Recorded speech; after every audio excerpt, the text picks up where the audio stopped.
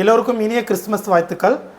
இன்றைக்கி நம்ம நடிகர் சூர்யாவுடைய 44வது படத்துடைய டைட்டில் ட்ரீசரை பற்றி பார்க்க போகிறோம். ஒரு சின்ன ரிவ்யூ தான்.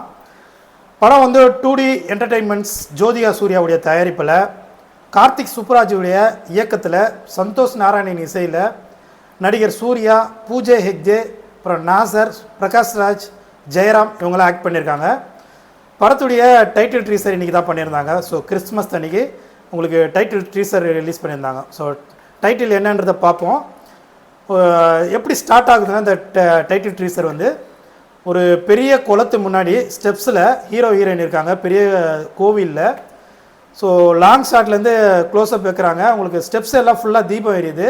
பேக்ரவுண்டில் உங்களுக்கு கோவிலில் பூஜை பண்ணுற சவுண்டு, அப்புறம் அந்த ஃப்ரண்ட்டில் இருக்க குளத்துடைய தண்ணீருடைய சவுண்டு, இதெல்லாம் வச்சு ரொம்ப அழகாக விஷுவல் பண்ணியிருக்காங்க. ஸோ கேமராமேனுடைய ஒர்க் இதில் சூப்பராக இருந்திருக்கு. அப்புறம் உங்களுக்கு சூர்யாவுடைய வாய்ஸ் தான் வருது இதில் படத்தில். இந்த இதில் பூஜா ஹெக்டே வந்து பேசலை. ஸோ ஒருவேளை அவங்க ஊமையாக இருப்பாங்களோலாம் நம்மளுக்கு தெரியல. பட் அவங்க பேச்சு எதுவும் வரல, ரியாக்ஷன் மட்டும் தான் கொடுத்துருக்காங்க. சூர்யா பேசும்போது என்ன சொல்கிறாருன்னா, இனிமேல் கோபத்தை குறைச்சிக்கிறேன், அப்பா கூட வேலை செய்கிறத நிறுத்துகிறேன், அடிதடி வெட்டுக்குத்தி எல்லாத்தையும் நிறுத்துகிறேன் அப்படின்ற மாதிரி டைலாக் பேசுகிறாரு. ஸோ அவர் பேச போகிற டைலாக் கொஞ்சம் கொஞ்சம் கேப் விட்டு உங்களுக்கு கேரக்டர் ரிவீல் பண்ணுறாங்க, ஃபுல் அண்ட் ஃபுல் ஆக்ஷன் பண்ணுறாங்க. ஸோ படம் பார்த்திங்கன்னா உங்களுக்கு ஃபுல் அண்ட் ஆக்ஷன் ஃபிலிமாகவும் கொஞ்சம் லவ் சீன்ஸ் இருக்கும்னு நம்ம எதிர்பார்க்குறோம்.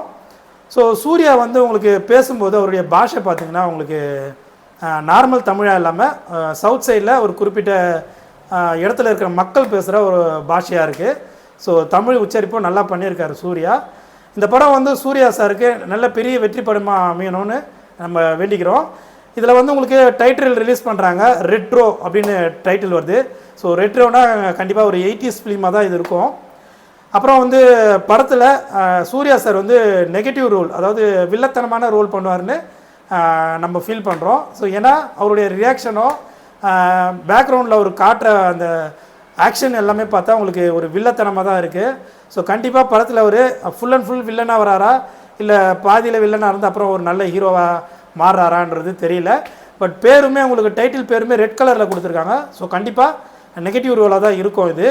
படம் வந்து கார்த்திக் சுப்புராஜுடைய படம் எல்லாமே உங்களுக்கு ஒன்று ஹிட் ஆகுனா நல்லா ஹிட் ஆகுது, அப்படி இல்லைனா ஃப்ளாப் ஆகிடுது சுத்தமாக.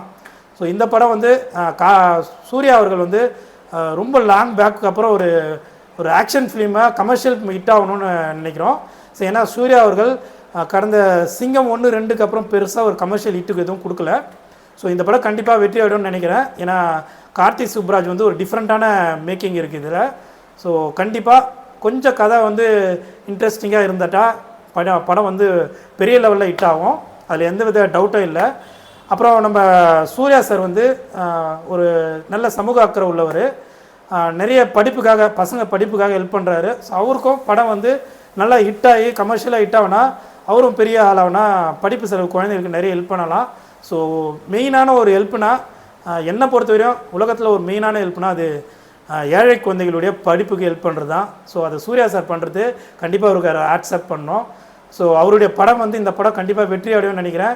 லாஸ்ட் படம் கங்குவா வந்து சரியாக போகலை, ரொம்ப அதிகமான விமர்சனத்தை அந்த கங்குவா படம் வாங்கிடுச்சு. ஸோ அதெல்லாம் மறக்கிற அளவுக்கு இந்த படம் ரெட்ரோ சூர்யாவுடைய 44வது படம் பெரிய ஹிட் ஆகணும் அப்படின்னு நம்ம கடவுளை வேண்டிப்போம். தேங்க்யூ.